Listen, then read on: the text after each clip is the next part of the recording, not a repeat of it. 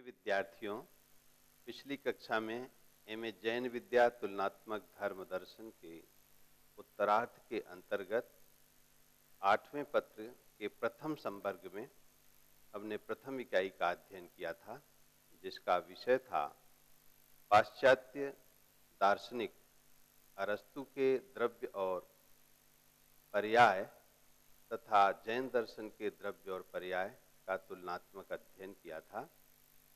इसी संवर्ग के द्वितीय इकाई डेकार्ट का द्वैतवाद एवं जैन द्वैतवाद पर आज विचार करेंगे।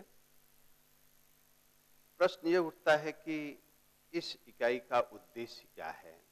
जब हम उद्देश्य पर विचार करते हैं तो हमें यह समझना होगा कि द्वैतवाद क्या है, द्वैत के तत्व कौन कौन से हैं, जैन द्वैतवाद के तत्व कौन कौन से हैं और डेकार्ट द्वैतवाद के द्वैत तत्व कौन कौन से हैं। फिर डेकार्ट द्वैतवाद और जैन द्वैतवाद के अंतर्गत क्या साम्य है, क्या वैषम्य है, ये हमारा इस इकाई का प्रमुख उद्देश्य है। अब प्रश्न उठता है कि द्वैतवाद किसे कहते हैं। जब इस पर हम चर्चा करते हैं तो यह स्पष्ट होता है कि जब दो स्वतंत्र नित्य निरपेक्ष तत्वों की स्वीकृति हो तो वो द्वैत है, और इससे संबंधित जो वाद है वो द्वैतवाद कहलाता है। तो एक तरह से द्वैतवाद के अंतर्गत यह स्पष्ट होता है कि दो तत्व का होना आवश्यक है और वो दो तत्व नित्य होंगे, स्वतंत्र होंगे, निरपेक्ष होंगे। इस इकाई के अंतर्गत हमें डेकार्ट के द्वैतवाद को समझना है।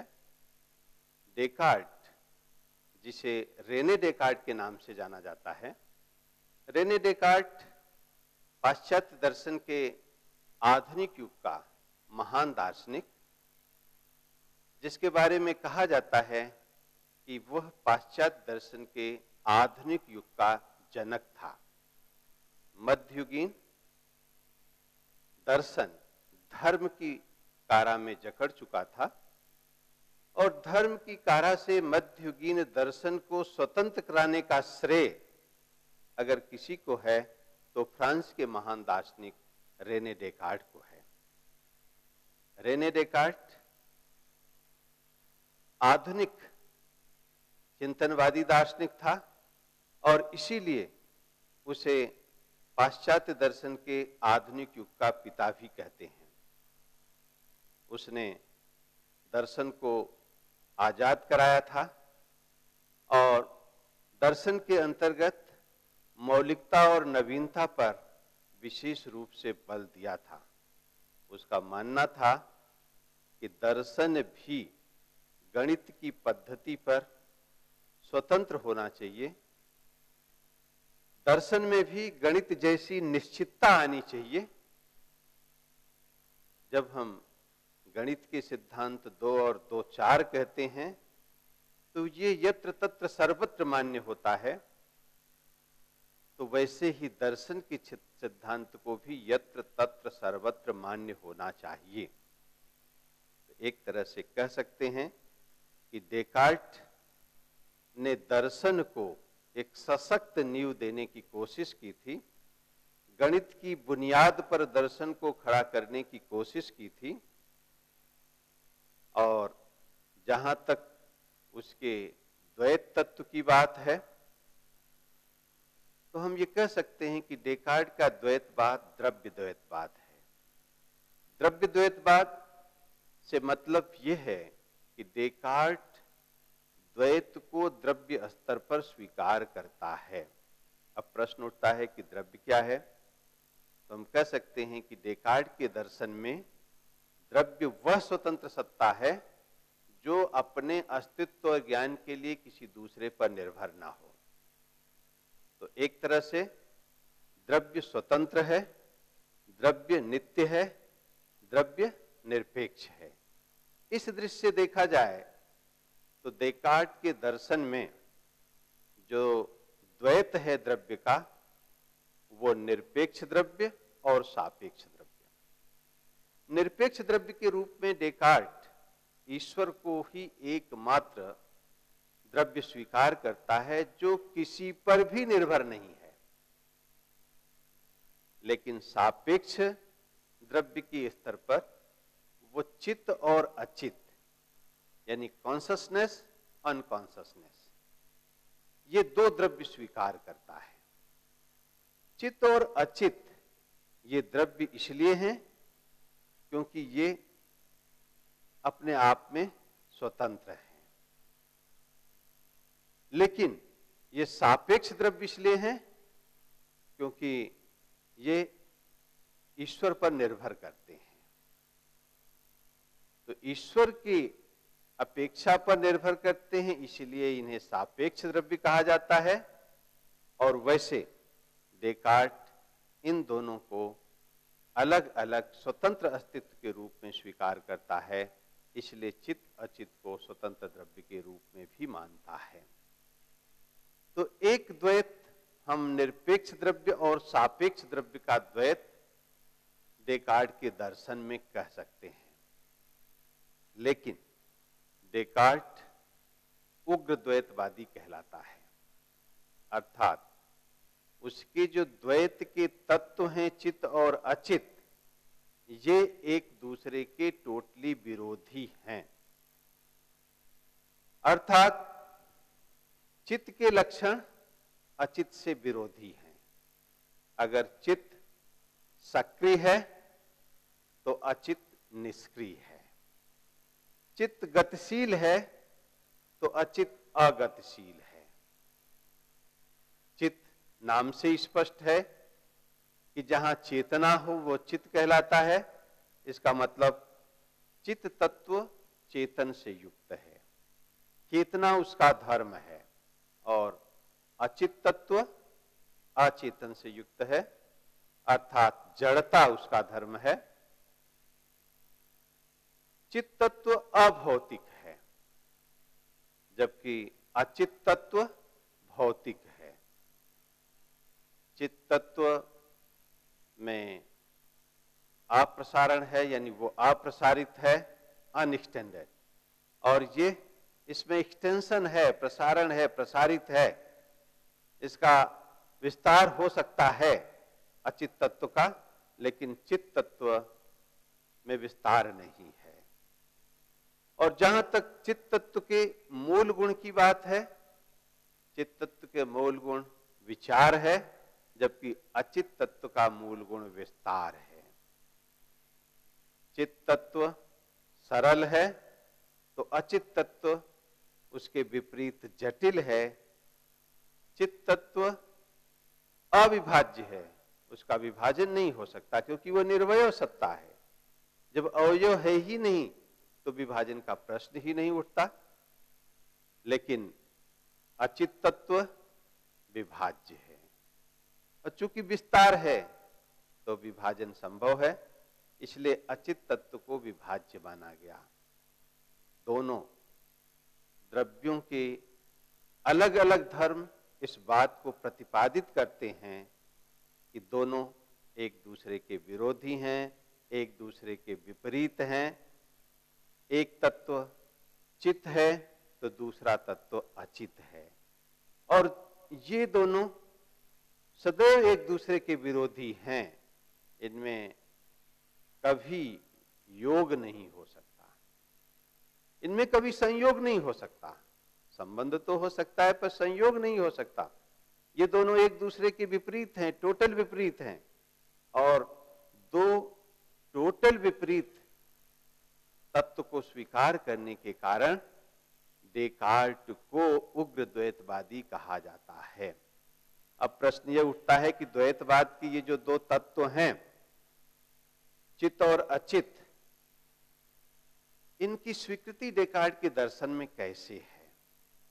देकार्ट कहता है कि सबसे पहले हम चित्त तत्व को जानते हैं। कैसे चित्त तत्व को पहले जानते हैं? तो वो कहता है कि हर क्रिया का कोई न कोई कर्ता होता है। हंसने की क्रिया है तो हंसने वाला होगा, रोने की क्रिया है तो रोने वाला होगा, दौड़ने की क्रिया है तो दौड़ने वाला होगा, पढ़ने की क्रिया है तो पढ़ने वाला होगा, बैठने की क्रिया है तो बैठने वाला होगा, बोलने की क्रिया है तो बोलने वाला होगा, संदेह करने की क्रिया है तो संदेह करने वाला होगा, चिंतन की क्रिया है तो चिंतन करने वाला होगा। और इसी चिंतन की क्रिया से चिंतन करने वाले तत्व के रूप में डेकार्ट ने चित्त तत्व के अस्तित्व को स्वीकार किया। और उसका आर्ष वाक्य है कॉजिटो अर्गो सम, अर्थात मैं सोचता हूं इसलिए मैं हूं। I think therefore I am. Descartes का ये मैं सोचता हूं इसलिए मैं हूं, यानी चिंतन की क्रिया से चिंतन करने वाले का अस्तित्व है। तो एक तरह से कह सकते हैं कि डेकार्ट ने संदेह की क्रिया से संदेह करने वाले तक पहुंचा, अर्थात उसने चित्त रूपी सत्य की खोज संदेह की पद्धति से, डेप्टिकल मेथड से की। और वो मानता है कि जब हम सत्य की खोज पर पहुंच जाते हैं तो संदेह का कोई अस्तित्व नहीं रह जाता। और यह एव ही निराकर्ता तदेव तस्य स्वरूपम, कि निराकरण में ही उसका अस्तित्व है। अगर हम उसका निराकरण भी करेंगे, अगर ये कहेंगे भी मैं नहीं हूं, तो इसमें भी मेरा अस्तित्व होगा। कौन नकार रहा है? नकारने वाला वही चित्त है। तो मैं सोचता हूं इसलिए मैं हूं, ये डेकार्ट का आर्ष वाक्य है, प्रसिद्ध वाक्य है, जिसके माध्यम से वो आत्मा के अस्तित्व को सिद्ध करता है और ये कहता है कि इस संदेह की पद्धति से जिस सत्य तक हम पहुंचे हैं, फिर उस पर किसी भी प्रकार का संदेह नहीं हो सकता। यदि उस पर संदेह किया भी जाता है तो भी उसका अस्तित्व है। तो इस तरह से डेकार्ट ने संदेह की पद्धति से जिस सत्य की खोज की, वही सत्य है आत्म तत्व, चित्त तत्व। तो इस तरह से डेकार्ट चित्त तक पहुंचता है।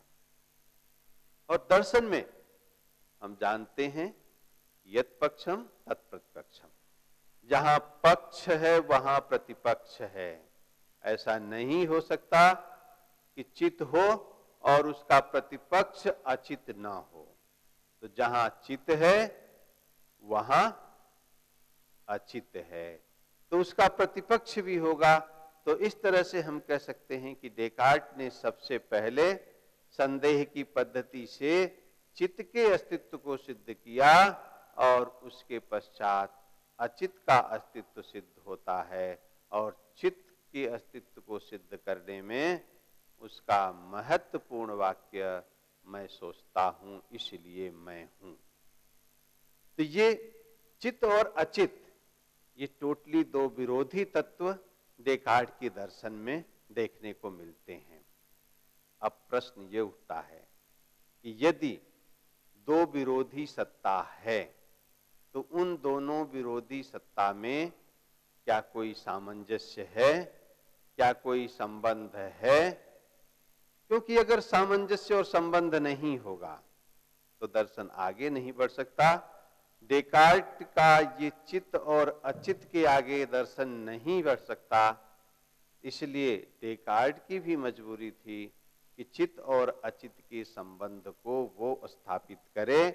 तो संबंध की समस्या जो डेकार्ट की दर्शन की द्वैत की एक प्रमुख समस्या थी, डेकार्ट उसका समाधान भी ढूंढता है। वो कहता है कि ये दो विरोधी तत्व तो हैं, लेकिन इन दोनों विरोधी तत्वों में संबंध स्थापित होता है। और संबंध इसलिए स्थापित होता है कि बिना इन दोनों के संबंध के आगे दर्शन का विकास नहीं हो सकता। इसलिए डेकार्ट ने दोनों के संबंध की अपेक्षा की।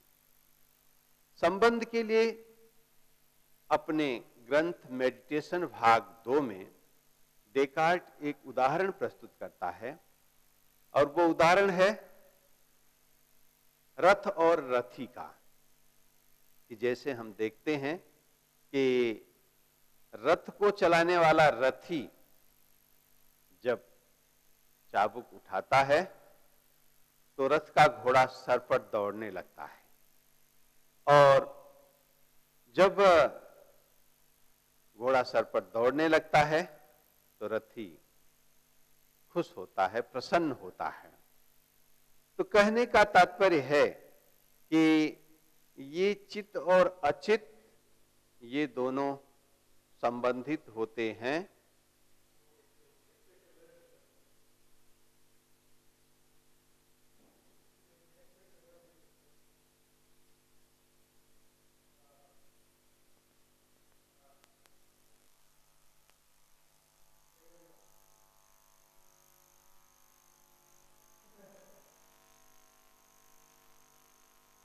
ये चित्त और अचित्त ये दोनों एक दूसरे से संबंधित होते हैं।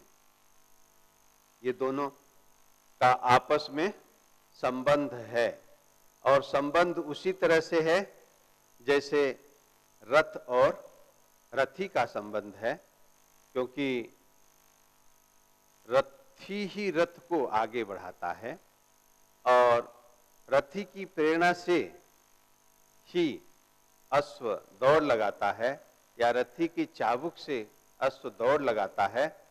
तो ये दोनों आपस में संबंधित हैं। तो जिस तरह से चित्त और अचित्त ये दो विरोधी तत्व, आत्मा और शरीर ये दो विरोधी तत्व हैं, डेकार्ट कहता है कि माइंड और soul is entirely different from body. अर्थात आत्मा जो है वो पूरी तरह से शरीर से भिन्न है, चित्त पूरी तरह से शरीर से भिन्न है, अचित्त से भिन्न है।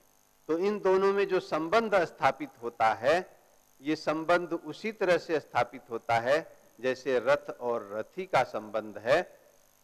तो रथ और रथी का संबंध डेकार्ट ये मानता है कि ये क्रिया प्रतिक्रियावाद का संबंध है, इंटरएक्शनिज्म।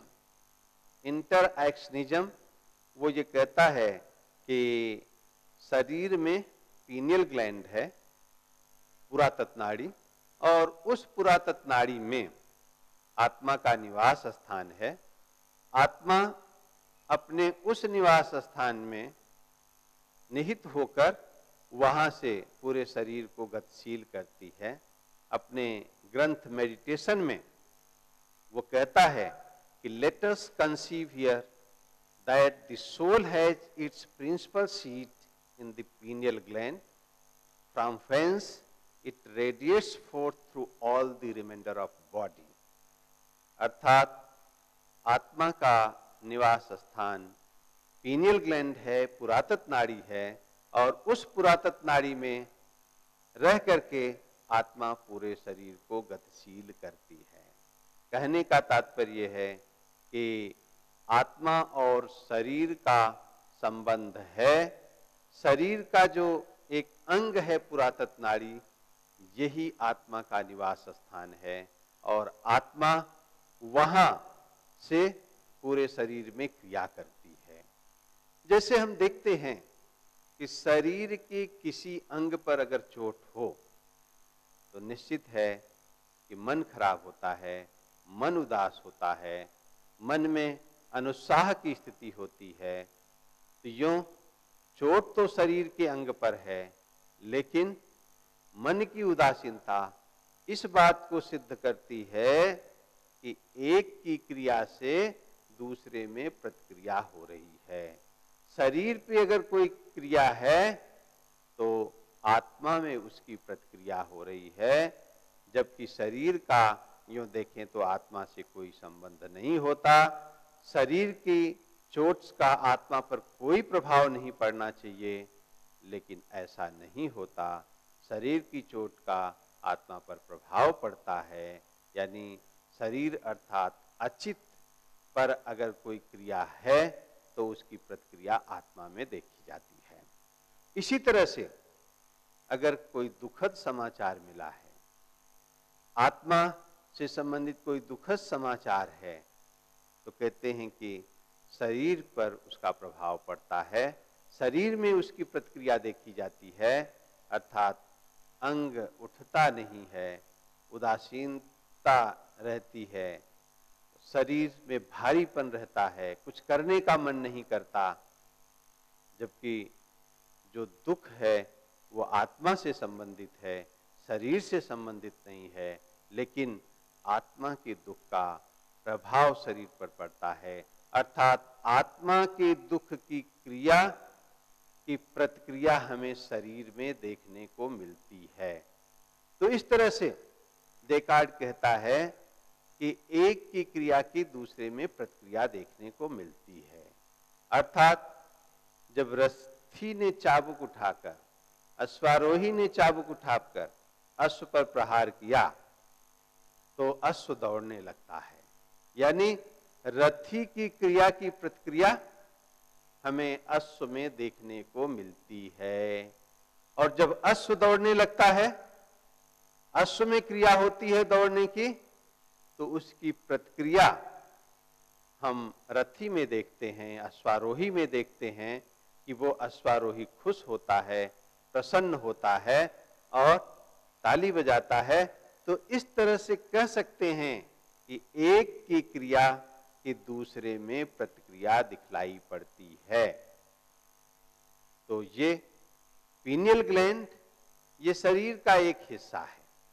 जैसे हम देखते हैं कि किसी कमरे में अगर हम शोर मचा रहे हैं तो उस कमरे में गूंज होगी और ये जो गूंज है वो प्रतिध्वनित होगी, दूसरों तक सुनाई पड़ेगी।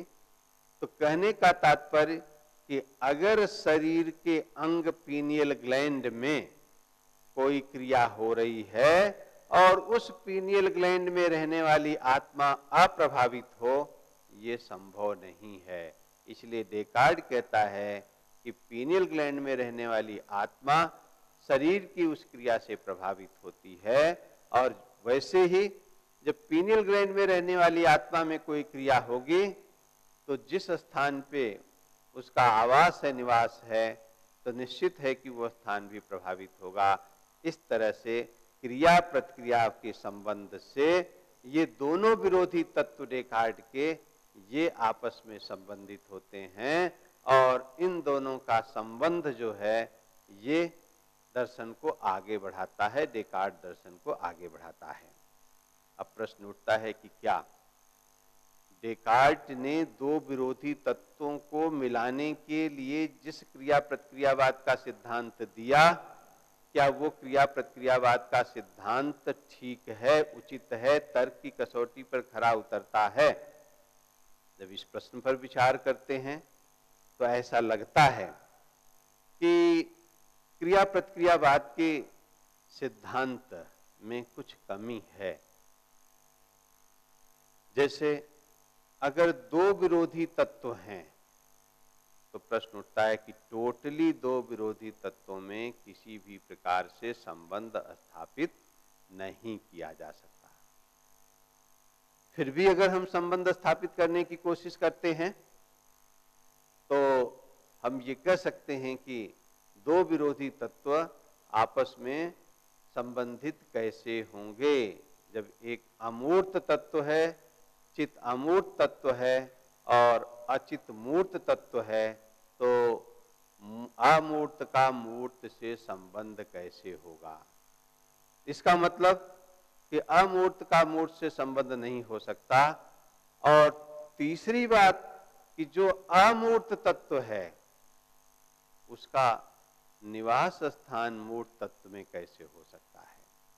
एक तरफ चित्त को अमूर्त तत्व कहना और दूसरी तरफ पीनियल ग्लैंड जो शरीर का हिस्सा है, जो कि मूर्त है, उसमें इसका निवास स्थान बतलाना, ये कहाँ तक उचित है? तो एक तरह से हम कह सकते हैं कि जो क्रिया प्रतिक्रियावाद के माध्यम से आत्मा और शरीर में संबंध स्थापित करने की कोशिश की, वो ठीक नहीं है, उपयुक्त नहीं है। डेकार्ड के द्वैतवाद के अध्ययन के पश्चात हम जैन द्वैतवाद पर विचार करना उपयुक्त होगा। जहां तक जैन द्वैतवाद की बात है, जैन द्वैतवाद में जीव और अजीव अथवा जीव और पुद्गल, इनका द्वैत हमें स्पष्ट रूप से देखने को मिलता है। तो जब हम जीव और पुद्गल के द्वैत को देखते हैं तो यहां भी हमें दोनों के अलग अलग लक्षण देखने को मिलते हैं। जीव जो कि चेतन है, पुद्गल अचेतन है। जीव अमूर्त है, पुद्गल मूर्त है। जीव भोक्ता है, पुद्गल भोग्य है। जीव अभौतिक है, पुद्गल भौतिक है। जीव मुक्त है, पुद्गल बद्ध है। जीव शुद्ध है, पुद्गल अशुद्ध है। जीव अप्रसारित है, पुद्गल प्रसारित है। ये दोनों में विरोध देखने को मिलता है। तो प्रश्न ये उठता है कि चेतना लक्षणों जीव और पूर्ण गलन धर्मायित पुद्गल, इन दो विरोधी तत्वों में भी संबंध की बात देखी जाती है।